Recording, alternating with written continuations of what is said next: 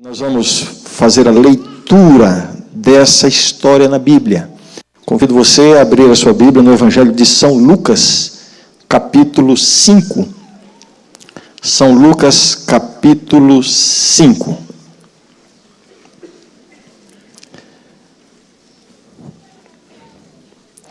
O subtítulo que eu tenho aqui na minha Bíblia é A Pesca Maravilhosa. Algumas Bíblias trazem o subtítulo A Pesca Milagrosa, outras ainda A Primeira Pesca Milagrosa ou A Primeira Pesca Maravilhosa.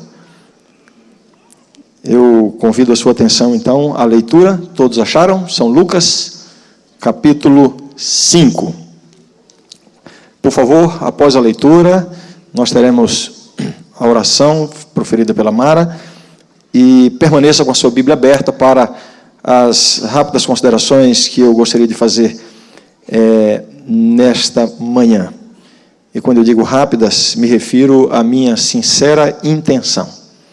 Não sei se vou conseguir executá-la, mas eu tenho a impressão que sim.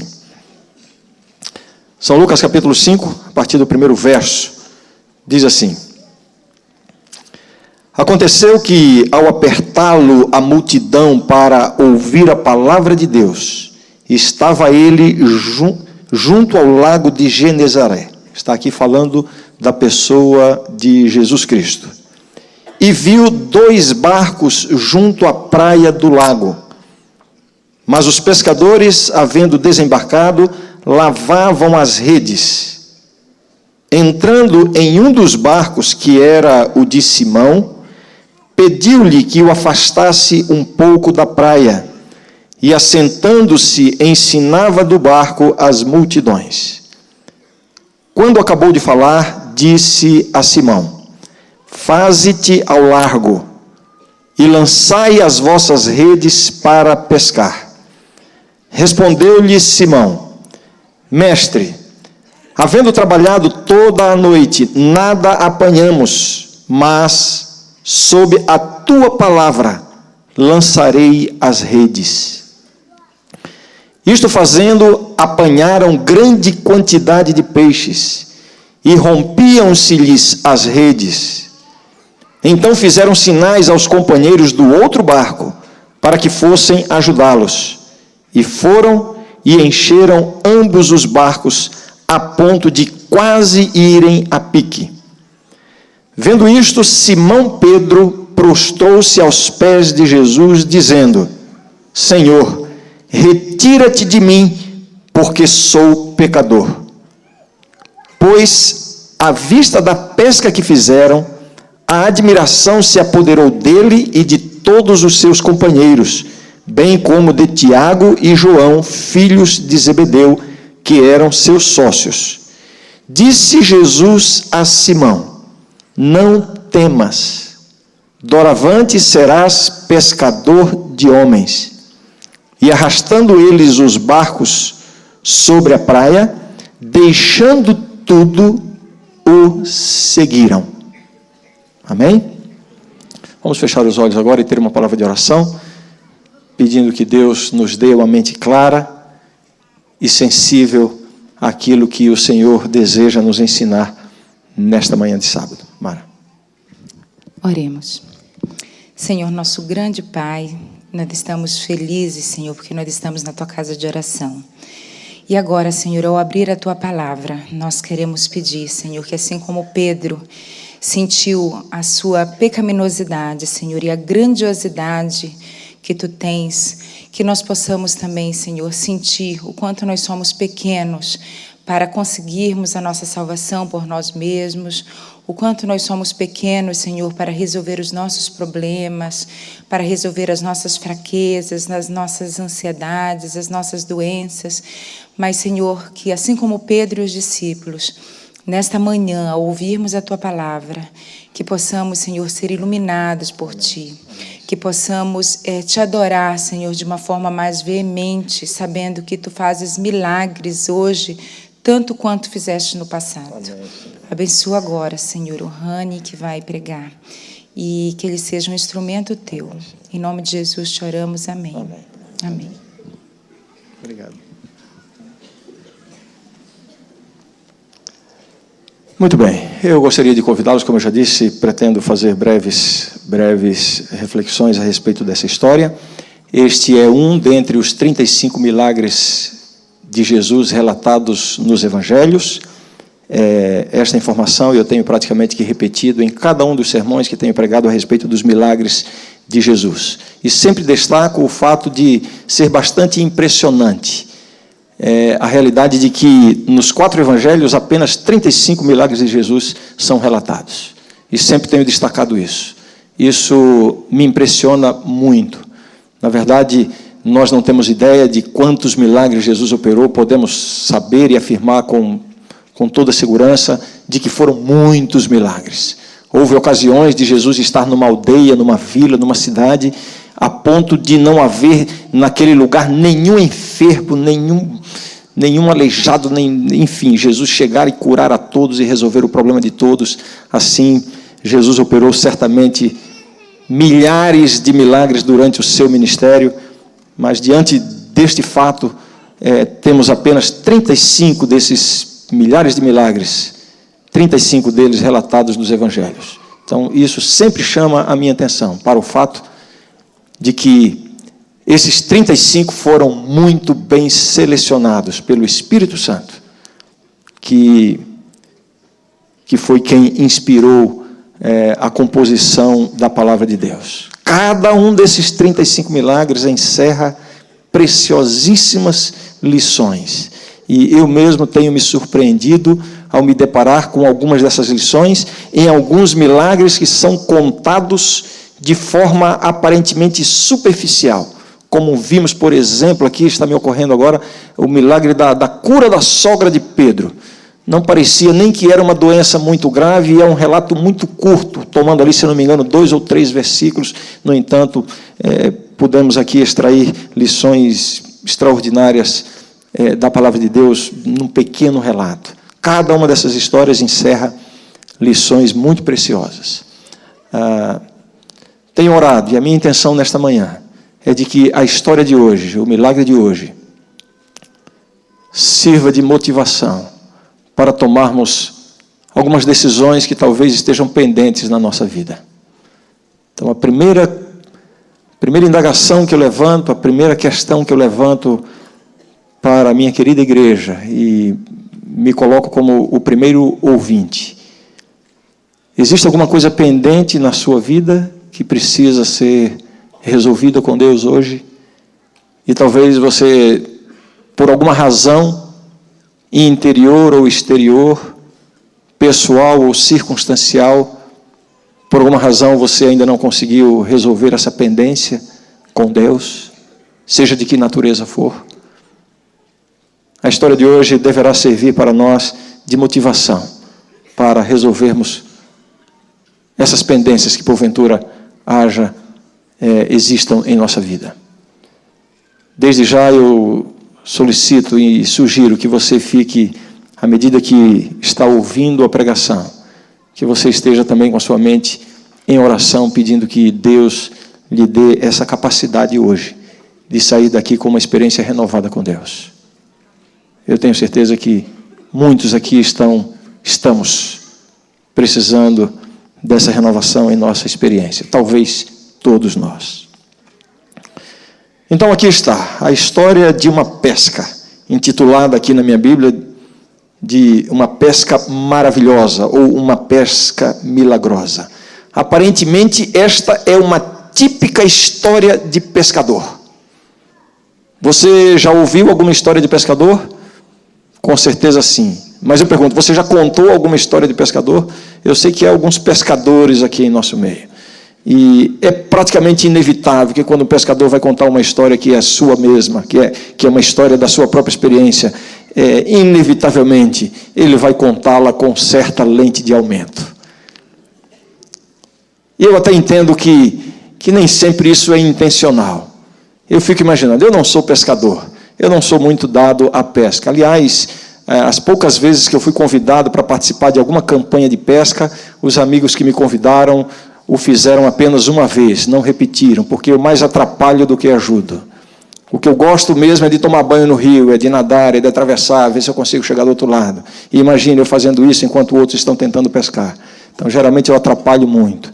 Mas, por algumas vezes, eu me dei ao trabalho de experimentar como é que funciona essa história de você sentar num barco ou à beira de um rio, de um lago, e ficar com uma vara ali estendida, esperando que o peixe fisgue. Em algumas dessas ocasiões, que foram raríssimas, eu tive a alegria de, já nos primeiros minutos, fisgar um grande peixe. Mas, na maioria das outras poucas vezes, eu precisei ficar muito tempo. Uma vez, pelo menos uma tarde inteira, para já no final da tarde, naquela expectativa. Não tenho ideia de quantas iscas foram alimentadas pelo anzol que eu estava mantendo ali. Eu acho que eu estava sendo muito bonzinho com os peixes. Eu acho que eles até espalharam a notícia de que tinha alguém ali levando alimento gratuito para eles, porque eu não conseguia fisgá-los. Finalmente, eu consegui trazer um peixe. Depois, chegando em casa e passando o calor da euforia, eu percebi que era um peixe bem pequenininho, que não merecia nem o trabalho de ser levado para casa. Mas quando eu o fisguei e ele saiu da água, aos meus olhos parecia que tinha uns 5 quilos de peso e que era um peixe enorme. Tal a expectativa que eu estava de capturar alguma coisa. Eu acho que essa expectativa que o pescador tem, né, de às vezes passar horas a fio, aguardando que surja alguma coisa ali na ponta do anzol ou nas entranhas das suas redes, essa expectativa faz o pescador olhar para o resultado do seu trabalho com certa lente de aumento. Então, quando nós lemos essa história, aparentemente é uma típica história de pescador, as redes saindo, se partindo, os barcos quase afundando, peixes enormes e em grande quantidade. Só que esta não é uma típica história de pescador, porque há uma diferença entre essa história e uma típica história de pescador. A diferença é que esta aqui não teve nenhuma lente de aumento. A pura realidade. Uma pesca extraordinária. São Lucas identifica esse lugar aqui como sendo o Lago de Genezaré, apenas a título de informação. Lucas chama de Lago de Genezaré o Mar da Galileia. Havia ali, às margens do lago, do Mar da Galileia, havia ali uma vila chamada Genezaré, por isso que Lucas se refere a este lago como sendo o Lago de Genezaré, mas na verdade se trata do mesmo Mar da Galileia. Dos 35 milagres que Jesus operou, dos 35 milagres registrados nos evangelhos, 25 deles ocorreram na Galileia.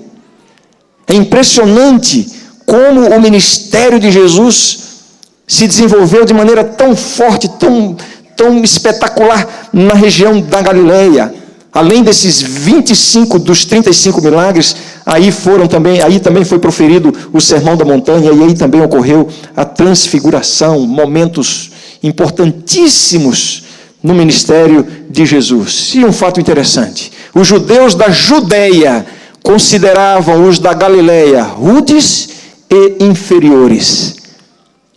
E como é, no mínimo, curioso o fato de Jesus fazer na Galileia as grandes demonstrações do seu poder, da sua pessoa e do seu ministério.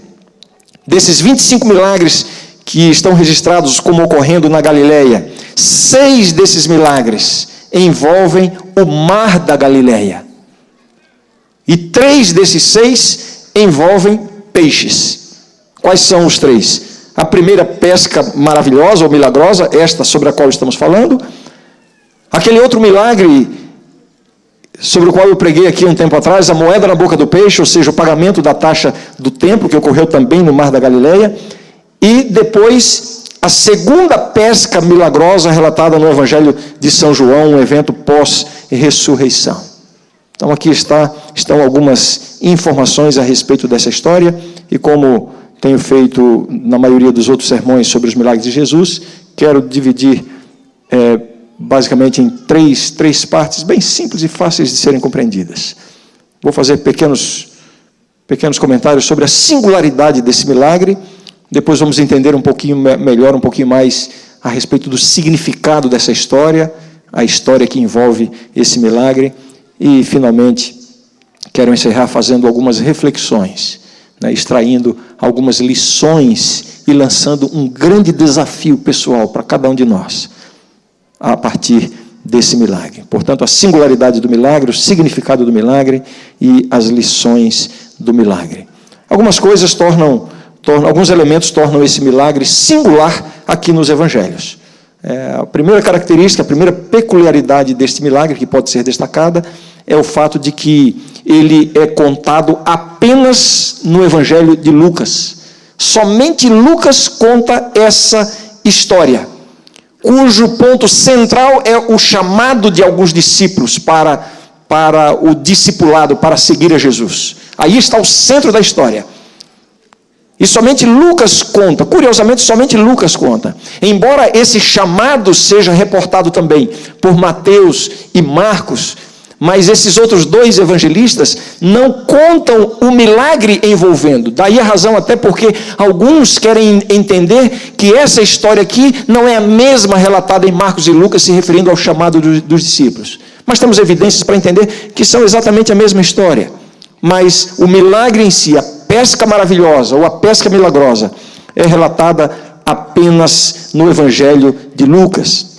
Outra peculiaridade deste milagre é que Pedro, ao se dirigir a Jesus, o chama de mestre. Em diversos lugares nos evangelhos, esse título ou esse tratamento é dado a Jesus. No entanto, a palavra grega traduzida para mestre não é apenas uma palavra. Existem várias palavras que são traduzidas para mestre nos evangelhos. E esta palavra, usada aqui por Lucas, ela ocorre 6 vezes no Novo Testamento e todas as 6 em Lucas. Portanto, somente no evangelho de Lucas ocorre esta palavra mestre. Eu me refiro ao termo grego traduzido por mestre, epístates. E esta palavra é proferida apenas pelos seguidores de Cristo em Lucas. Os outros evangelhos usam principalmente a palavra didaskalos, traduzida por mestre. Uma terceira peculiaridade. A primeira delas é que a história é contada apenas por Lucas. A segunda é justamente essa singularidade envolvendo o termo mestre, se referindo a Jesus. E a terceira peculiaridade, singularidade dessa história é que aqui nessa história é a única vez em Lucas, no Evangelho de Lucas, que aparece o nome duplo de Simão Pedro.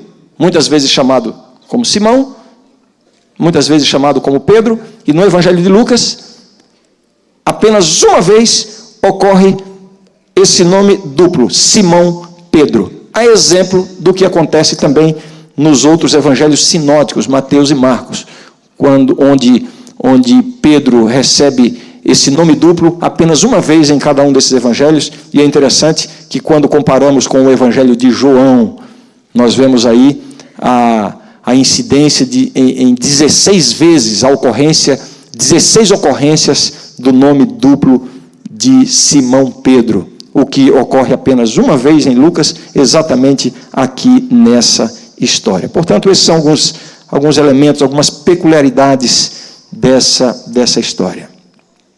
Agora vamos entender um pouco mais a respeito do significado. Eu quero pedir licença para vocês, para não explorar todas as nuances e todos os elementos importantes dessa história. Essa história é muito abrangente e ela envolve diversos aspectos que podem ser desenvolvidos tanto na área do chamado de Deus, da renúncia pessoal, do discipulado, enfim, do poder de Deus, da noção da pecaminosidade humana expressa por Pedro, da grandiosidade de Deus, enfim, são vários aspectos que podem ser explorados de maneira bastante delongada, e eu peço licença, evidentemente, para não me deter em todos esses aspectos, até porque o tempo não permite. Quero destacar alguns pontos que para o nosso objetivo aqui são importantes. E quero convidar você agora a relermos alguns versos dessa história. Nós estamos no capítulo 5 do Evangelho de São Lucas. Vejamos agora algumas coisas que vão nos ensinar a respeito do significado do milagre. Veja aí no verso 3, se referindo a Jesus, diz assim: entrando em um dos barcos que era o de Simão, pediu-lhe que o afastasse um pouco da praia, e assentando-se, ensinava do barco as multidões. O texto nos diz que Jesus estava sendo apertado pelas multidões. Posso imaginar até Jesus tentando recuar para ter espaço e condições de pregar às multidões, já entrando na água. Então ele pede para entrar no barco de Pedro, e Pedro cede ao pedido de Jesus. E agora eu posso ver Jesus lá do barco, na água, e na praia uma grande multidão. Alguns especialistas, e eu no meu estudo obtive essa informação, explicam que a água serve como um certo propagador do som. Talvez por isso alguns cantem tão bem quando estão tomando banho, né? Quando estão no banheiro. Fica aqui uma motivação para você. Mas ali estava Jesus. A cena é original. A cena é original. O pescador na água e os peixes na terra. Jesus pregando e fazendo a sua pesca espiritual, pescando homens e mulheres para o reino de Deus. Naquela ocasião, Jesus fez de um barco de pesca o seu púlpito. E o que Jesus quer fazer hoje? Jesus quer fazer hoje de cada púlpito um barco de pesca, a fim de pescar homens para o reino de Deus. Nós pregadores devemos ter isso em mente. Cada púlpito tem que ser um barco de pesca. Assim como Jesus fez daquele barco um púlpito, devemos fazer hoje de cada púlpito um barco de pesca, pesca de almas para o reino de Deus. O verso 4 agora. O verso 4 diz assim: quando acabou de falar, disse a Simão: faze-te ao largo e lançai as vossas redes para pescar. Aqui está uma ordem aparentemente estranha de Jesus. Bem, mas aqui é como se Jesus estivesse dizendo assim: Pedro, até agora você me ajudou a pescar os meus peixes. Agora eu vou ajudar você a pescar os seus peixes. Leve o barco para o fundo e lançai as redes. Aqueles que são interessados na língua portuguesa podem ter estranhado essa mudança de singular para plural aí no imperativo dos verbos utilizados. Aqueles que puderam perceber isso. E isso de fato acontece, não é um erro gramatical aqui. Ocorre aí, nessa história, um curioso movimento de singular para o plural. Vejam só, verso 4. Quando acabou de falar, disse a Simão: faze-te, singular, está falando somente com Pedro, faze-te ao largo, e lançai, plural, as vossas redes para pescar. Verso 5. Respondeu-lhe Simão: mestre, havendo trabalhado... Está certo aí, professor? Ok. Verso 5, respondeu-lhe Simão: mestre, havendo trabalhado toda a noite, nada apanhamos, plural, mas sob a tua palavra lançarei as redes, singular. Vemos ainda isso no verso 10. Disse Jesus a Simão, deixa eu ver se é isso mesmo, bem como de Tiago e João, filhos de Zebedeu, que eram seus sócios. Disse Jesus a Simão: não temas, doravante serás pescador de homens. E arrastando eles os barcos sobre a praia, deixaram tudo e o seguiram. Nós vemos aí esse jogo, portanto, esse movimento entre singular e plural. Vemos nisso uma certa intenção do escritor de alguma forma envolver aqueles discípulos que deveriam ser basicamente 4 os que aceitaram o chamado, embora um deles não seja mencionado. Mas vemos esse esforço intencional do escritor de alguma forma destacar a pessoa de Pedro. É um movimento curioso movimento entre singular e plural. E nesse movimento, nesta aplicação dos verbos, nesse movimento de ordem e obediência, de decisão e relutância, nós vemos aí em destaque a resposta de Pedro à ordem dada por Jesus. Essa resposta está no verso 5. Qual foi a ordem? Verso 4. Faze-te ao largo e lançai as vossas redes para pescar. E agora sim a resposta de Pedro, verso 5. Respondeu-lhe Simão: Mestre, havendo trabalhado toda a noite, nada apanhamos, mas sob a tua palavra lançarei as redes. Afinal de contas, o que é que Pedro está querendo expressar aqui? Parece que há uma relutância de Pedro, ao mesmo tempo uma disposição em obedecer. Mas essa disposição em obedecer está antecedida por um certo questionamento de Pedro.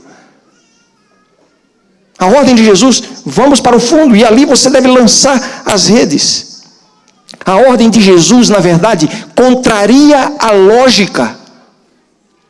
É diante disso que Pedro aparece relutante em obedecer a ordem de Jesus. É uma ordem que contraria a lógica, não faz sentido, não tem base científica. As águas claras do mar da Galileia tornavam impraticável a pesca durante o dia. Não se pescava de dia no mar da Galileia. À noite, os peixes ficam na parte superior da água e não enxergam as redes, por isso são facilmente apanhados. De dia, eles vão para o fundo e ficam inacessíveis. Portanto, uma ordem ilógica. Eu fico tentando imaginar o que passou na cabeça de Pedro naquele momento. Quando Jesus, o carpinteiro Jesus, o pregador Jesus, depois de ter pregado o seu sermão, agora se volta para Pedro, o especialista da pesca, o empresário da pesca, um homem experimentado na pesca. E então Jesus lhe diz agora como Pedro deve pescar. O que passou pela mente de Pedro? Eu fico pensando como é difícil ser orientado por quem entende menos do que a gente. Você já passou por essa experiência? No contexto que vivemos aí há poucos dias atrás, eu diria, é como se o presidente da CBF quisesse ensinar o Neymar a dar um drible, ou o Fred a fazer um gol. Não faz sentido. Essa função não o torna especialista naquilo que é a especialidade do outro. Como é difícil ser orientado por quem entende menos do que a gente. Certamente, os amigos de Pedro ficaram observando se ele, Pedro, iria fazer algo tão absurdo e até ridículo. Como é que ficaria a reputação deste especialista da pesca, no mar da Galileia, diante dos olhos de uma multidão, lançar as redes de dia, na parte funda do lago? Os amigos de Pedro devem ter ficado pensando: será que ele vai atender essa ordem ilógica, absurda? Será que ele vai assumir esse papel até ridículo? No mar da Galileia, pescam-se peixes à noite em águas rasas, e não de dia em águas profundas. Eu imagino Pedro quase que coçando a língua, querendo dizer: mestre, o senhor entende de carpintaria e de pregação, mas de pescaria, o especialista aqui, Senhor, sou eu. Vocês acham que Pedro teve vontade de dizer isso? Eu acho que sim. Isso é quase que evidente na resposta dele, quando ele diz assim: Senhor, nós já passamos a noite inteira pescando e nada pegamos, mas sob a tua palavra lançarei as redes. Como é difícil ser orientado por quem entende menos. Meus queridos vizinhos, seu Arnaldo e Celina, chegaram de viagem essa semana. Imagino que eles devem estar por aqui hoje. Estão ali, né? Eu soube que vocês andaram meio resfriados na viagem, né?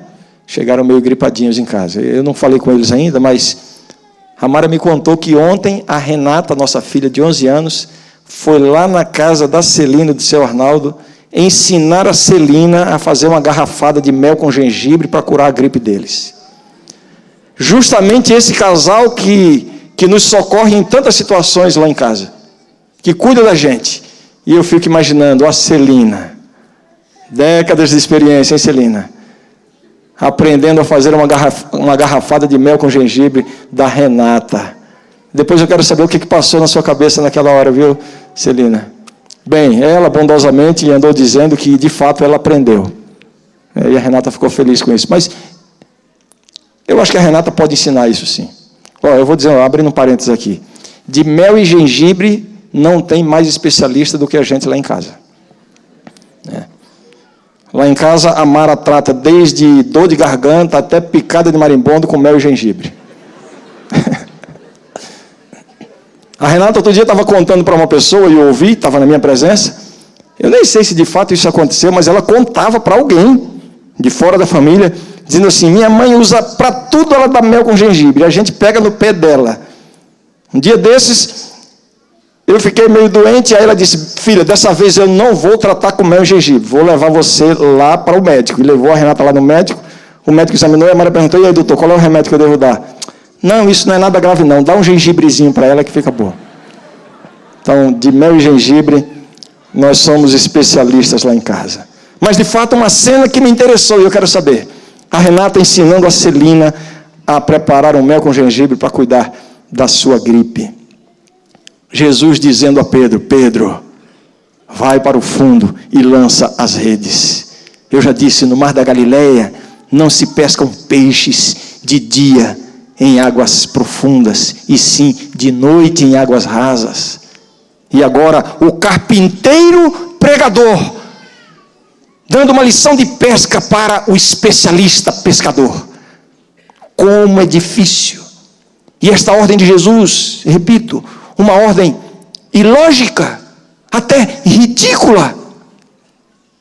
Como é difícil aceitar isso. Eu fico imaginando, por exemplo, como é que eu reagiria se um estudante do primeiro ano de ciências contábeis, ou de administração, ou de direito, viesse querer me ensinar como pregar um sermão ou como administrar a igreja. Eu teria dificuldade em aceitar isso, talvez por uma vaidade natural do ser humano. Mas é isso que nós vemos Jesus fazendo aqui. Pedro, mais para o fundo, lança as redes. Ainda bem que essa história, que a resposta de Pedro tem uma conjunção adversativa aí na língua portuguesa, né? Mas, verso 5, respondeu-lhe Simão: mestre, havendo trabalhado toda a noite, nada apanhamos. Se essa expressão terminasse aqui com um ponto, seria muito triste. Seria a negação de Pedro em obedecer, a recusa de Pedro em obedecer à ordem de Jesus. Certamente, Pedro seria julgado por todos nós, e provavelmente muitos de nós lhe daríamos razão, porque essa ordem não tem lógica. Essa ordem contraria a experiência, contraria a vivência humana, esta ordem contraria mesmo a ciência. Mas ainda bem, graças a Deus, a recusa de Pedro não termina aí. Havendo trabalhado toda a noite, nada apanhamos, mas,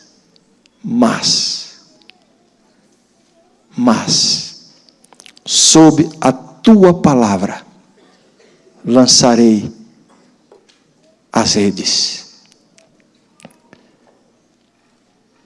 Eu acho que está faltando para muitos de nós incluir esse mas na nossa vida com Deus. Quantas vezes as ordens de Deus para nós parecem impróprias, fora de lugar, muitas vezes até absurdas, e para muitos, especialmente para os jovens, ridículas. Que pressão existe sobre a nossa juventude nessa questão do ser ridículo, por querer seguir a Jesus, por querer obedecer a Jesus. Ridículo diante dos amigos, diante da pressão do grupo.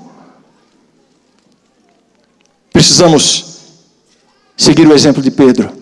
Embora muitas vezes de forma relutante em obedecer a Deus, embora muitas vezes sem termos as explicações completas, embora muitas vezes sem compreendermos as razões de Deus, podemos até questionar nesse sentido: Senhor, eu não estou entendendo, mas sob a tua palavra lançarei as redes. Obedecer a Deus, ainda que eu não entenda, ainda que eu não tenha as explicações, ainda que isso pareça contrariar a onda da massa, ainda que isso pareça ridículo diante das pessoas, ainda que isso traga prejuízo para a minha reputação, obedecer a Jesus. Sob a tua palavra lançarei as redes. Qual foi o resultado? O resultado em haver obedecido a Jesus, mesmo sem entender, mesmo diante de uma ordem aparentemente absurda, ridícula e ilógica, mas obedecer. Qual foi o resultado? A maior pescaria da vida deles. E veja como a palavra de Deus quer nos dar essa motivação para obedecermos a Jesus também. Quando o texto ressalta, enfatiza a grandiosidade do milagre em resposta à obediência de Pedro e dos seus companheiros. Esta ênfase é dada com pelo menos 5 indicações aqui no texto. É mencionada, primeiro, grande quantidade de peixes, verso 6, primeira parte. Segundo, rompiam-se-lhes as redes, 6, segunda parte. Pediram ajuda a outro barco, verso 7. Encheram os 2 barcos, verso 7. Quase foram a pique, final do verso 7. Pelo menos 5 indicações desta ênfase que o texto está dando na grandiosidade do milagre que aconteceu em resposta à obediência, ainda que relutante, à obediência de Pedro. Ainda que sem compreender as razões de Deus, ainda que colocando em jogo a sua própria reputação, ainda que contrariando a sua experiência pessoal, ainda que contrariando as suas próprias preferências e a sua própria vontade, ainda assim, obedecendo a Deus. E o texto nos dá esse prêmio, essa demonstração de como Deus recompensa esse tipo de obediência. Como eu disse, com essas indicações da grandiosidade do milagre, grande quantidade de peixes, rompiam-se-lhes as redes, pediram ajuda ao outro barco, encheram os 2 barcos, quase foram a pique. Amém por isso, irmãos? Você tem alguma pendência a ser resolvida com Deus? O que está faltando? Este milagre estabelece o cenário para o elemento mais importante da história. Já fiz menção a isso na minha introdução.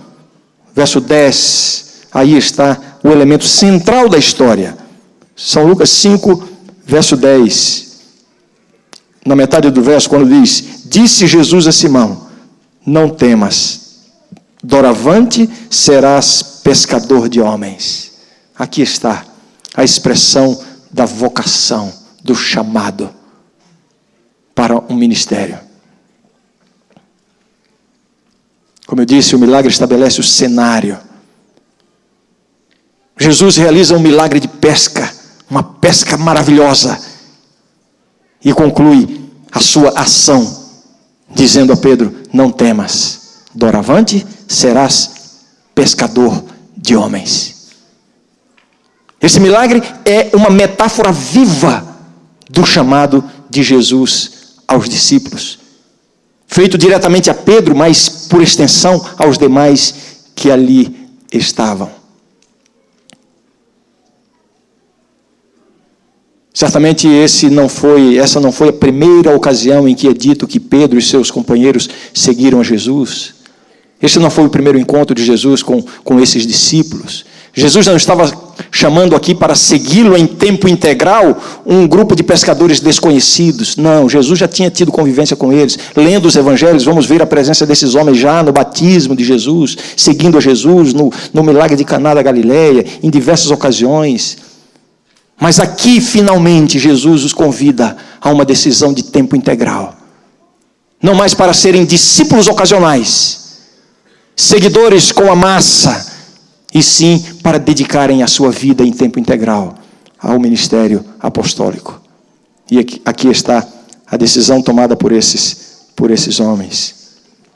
Este milagre, como eu já disse, é uma metáfora viva do chamado de Jesus aos discípulos. Talvez nenhuma atividade humana represente tão bem a obra evangelística ou apostólica do que a do pescador. Para ser pescador, é necessário que se desenvolvam algumas virtudes. As mesmas virtudes que se espera de um pregador, de um evangelista, de um missionário. Dedicação, paciência, saber esperar, seja com as redes, seja com o anzol, saber esperar mesmo quando não há resultados. União de esforços. E nesse caso aqui, pesca com redes, ninguém faz isso sozinho. Necessário compartilhar a obra com outros co-obreiros, para que ninguém assuma a glória para si mesmo. Por isso, este milagre se torna uma metáfora viva do chamado de Jesus aos discípulos. Não é de admirar que pelo menos 7 dos 12 apóstolos fossem pescadores. Haviam desenvolvido na sua experiência secular as virtudes necessárias para o seu apostolado, para o seu ministério evangélico ou evangelístico. A grande diferença é que peixes são pescados vivos para morrerem, e homens são pescados mortos para receberem vida. Essa é a diferença. Daí o significado do chamado que Jesus faz a Pedro e aos seus companheiros e a cada um de nós. Doravante serás pescador de homens. Trazer homens não para a morte como se fossem peixes, e sim para a vida. Qual foi a resposta deles? Está no verso 11, final do relato. A resposta de Pedro e dos seus companheiros. Verso 11. E arrastando eles os barcos sobre a praia, deixando tudo, o seguiram. Isso aqui não é uma descrição ocasional, irmãos. Esse verso 11, ele está recheado de profundos significados. Aqui está o ponto culminante de tudo que é contado anteriormente. E arrastando eles os barcos sobre a praia, deixando tudo, o seguiram. Vemos aqui nessa expressão um paradoxo. O paradoxo dessa história. O paradoxo experimentado aqui pelos pescadores. Que paradoxo é esse? Depois de um grande fracasso, eles são vistos lavando as redes para retornarem à vida de pescador. E agora, quando tiveram um grande êxito, abandonaram tudo para seguir a Jesus. Parece um paradoxo. Se por um lado, nessa história, Jesus dá a Pedro a motivação para crer, realizando o milagre.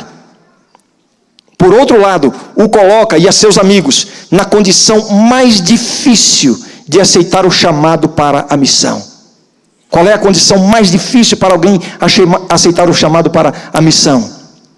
O completo êxito em sua atividade secular. Não teria sido mais fácil aceitar o chamado antes do milagre? Na experiência de fracasso na vida secular? Um dia desses entrou um jovem na minha sala. Um jovem adulto. E ele me contou um pouco da sua história e queria uma opinião minha. Ele estava planejando estudar teologia e estava vindo para cá. E ele começou a me contar a sua vida de fracassos. E ele dizia: não consegui me manter em um emprego por muito tempo. Fiz diversas iniciativas de empreendimentos pessoais, fracassado. Prestei vestibular para isso, não passei. Prestei vestibular para aquilo, não passei. Ultimamente tentei um novo empreendimento, acabei de falir. Pastor, você não acha que isto é uma indicação de que Deus está me chamando para o ministério? Não está abrindo portas em outros lugares? Minha resposta: não, eu não acho isso.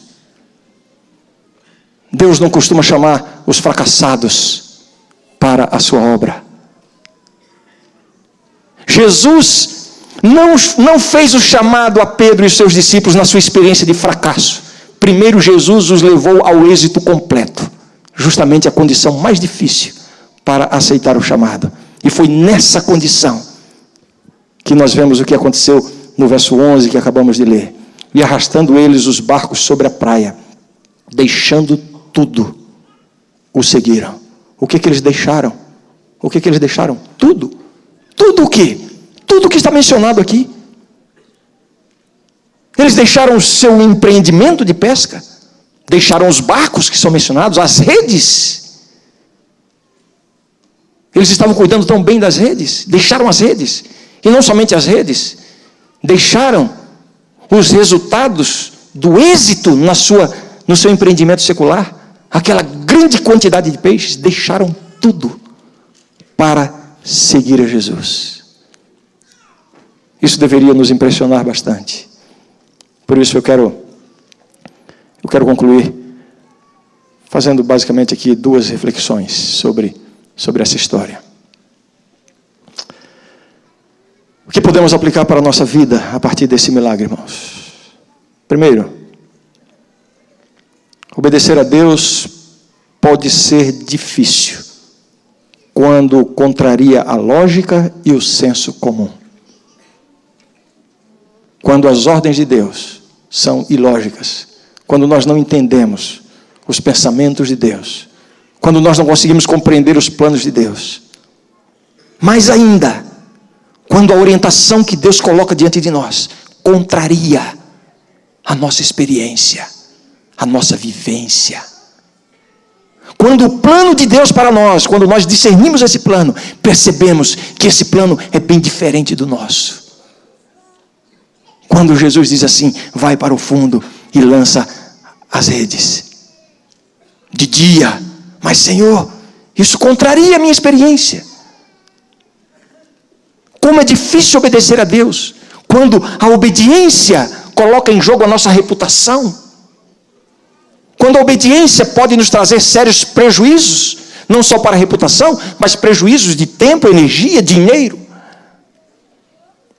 Como é difícil obedecer a Deus, quando a vontade revelada de Deus é diferente da nossa própria vontade.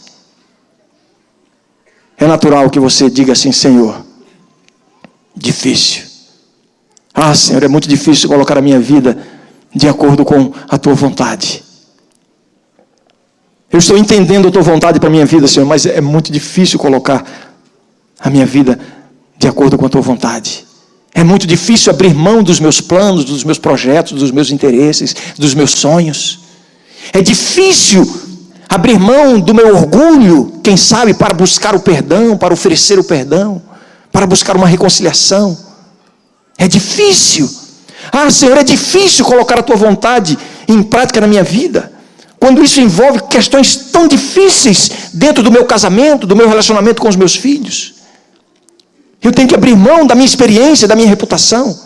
É difícil, Senhor. Mas, sob a tua palavra, lançarei as redes. Ajuste a sua vida ao plano de Deus. E eu volto à minha pergunta inicial. Qual é a pendência que você tem com Deus? Qual é a questão não resolvida com Deus que acompanhou você portas adentro aqui para a igreja hoje? Pense um pouquinho. Como é que estão os seus relacionamentos familiares? Como é que está a sua vida conjugal? Ah, sabe qual é o plano de Deus? Você pode dizer assim, ah, Senhor, não dá mais, está destruído, acabou, não tem como recuperar. Sabe qual é o plano de Deus? O plano de Deus é o seguinte, você não precisa de outro marido, nem de outra esposa. Você precisa de um recomeço com Jesus. Coloque a sua vida de acordo com a vontade de Deus, ainda que isso contrarie a sua vontade, a sua experiência e os seus sonhos. Ainda que isso traga prejuízos para você. Portanto, pense nas suas relações familiares. Pense na sua vida profissional. Sua vida secular. Como é que estão as coisas lá? Você precisou deixar algumas coisas do lado de fora da igreja? Na sua consciência? Antes de entrar aqui hoje? Eu volto à minha pergunta. Qual é a pendência que você tem com Deus? Jesus está dizendo: lance as redes aqui no fundo, de dia. Ah, Senhor, isso contraria o que eu quero, o que eu penso, o que eu desejo. Mas repita com Pedro: mas sob a tua palavra lançarei as redes. Pense qual é a sua pendência com Deus. Como estão os seus negócios? Ou essa é uma área da vida que não dá para ficar no mesmo compartimento da sua religião? Porque algumas pessoas setorizam a sua vida e deixam alguns aspectos da sua vida fora do compartimento da religião, porque não dá para conviver. Como é que estão os seus negócios? Você está trazendo esta manhã alguma pendência com Deus? Jesus está dizendo: lance as redes no fundo, de dia. Ah, Senhor, isso contraria a lógica. Eu vou ter prejuízos, eu vou perder, eu vou comprometer minha reputação, eu vou ser zombado. Não é assim que se faz. Olha o mundo, como é que está praticando as coisas.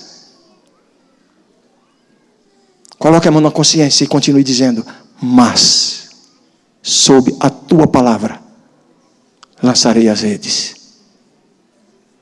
Qual é a sua pendência com Deus? Obedecer a Deus pode ser difícil quando contraria a lógica e o senso comum. A segunda reflexão. Saio daqui esta manhã pensando nisso. Nenhum fracasso é permanente se você quiser ter um novo começo com Jesus. Amém? Amém. Nenhum fracasso é permanente. Ali estava Pedro. Senhor, passamos a noite toda.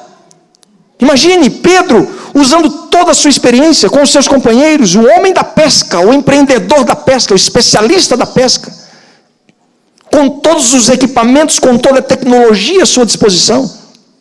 Senhor, passamos toda a noite e a nossa experiência até aqui foi de completo fracasso. Não dá mais. O que Jesus está dizendo? Dá sim, Pedro.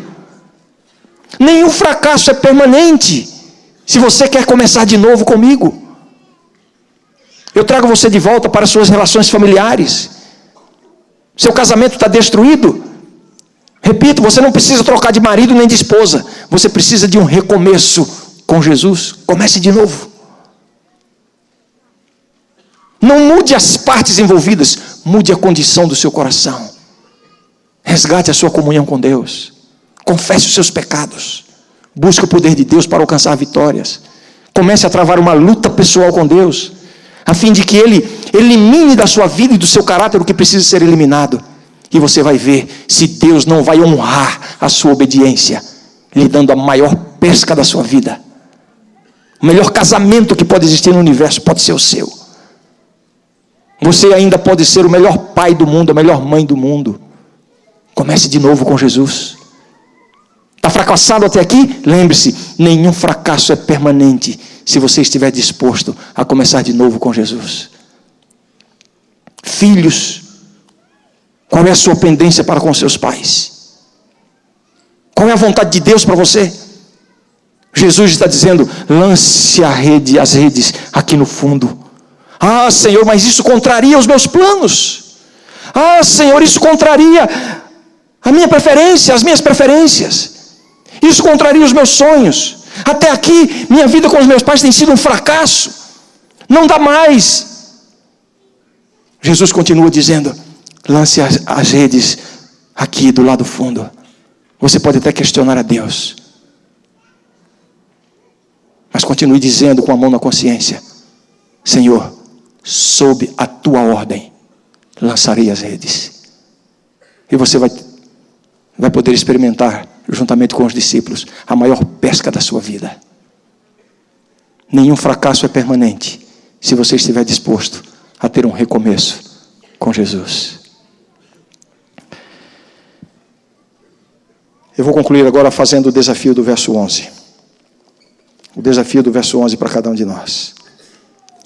E arrastando eles os barcos sobre a praia, deixando tudo, o seguiram. O que lhe falta deixar para seguir a Jesus completamente? Qual é a pendência que você precisa resolver com Deus hoje? Eu vou fazer uma oração e vou pedir sobre mim mesmo a sensibilidade dada pelo Espírito Santo para discernir o que eu preciso deixar ainda para ter a minha vida completamente de acordo com a vontade de Deus. Eu pergunto, tem alguém aí que no seu lugar, no seu cantinho com Deus, quer se unir a mim nessa oração, dizendo assim: Senhor, eu não compreendo a tua vontade, teus planos são difíceis, às vezes ilógicos, eu não sei como fazer, mas sob a tua ordem lançarei as redes. Quem quer dizer isso a Deus juntamente comigo nessa manhã? Santo Deus, aqui estamos com as nossas fraquezas, nossos fracassos, nossas limitações, nossos pecados. Por favor, Senhor, realize esse milagre na nossa vida também. Ajuda-nos, Senhor, a ter um recomeço contigo. E essa pessoa, Senhor, que neste momento está elevando a Ti essa oração, reconhecendo que há uma pendência contigo que precisa ser resolvida. Por favor, Senhor, derrama o Teu poder sobre essa vida, sobre esse coração, sobre esta alma agora. Derrama o Teu Espírito, a fim de que a decisão que precisa ser tomada, seja tomada hoje, aqui e agora, Senhor. Dá-nos essa vitória pelo Teu poder, pela Tua misericórdia, em nome de Jesus. Amém. Amém.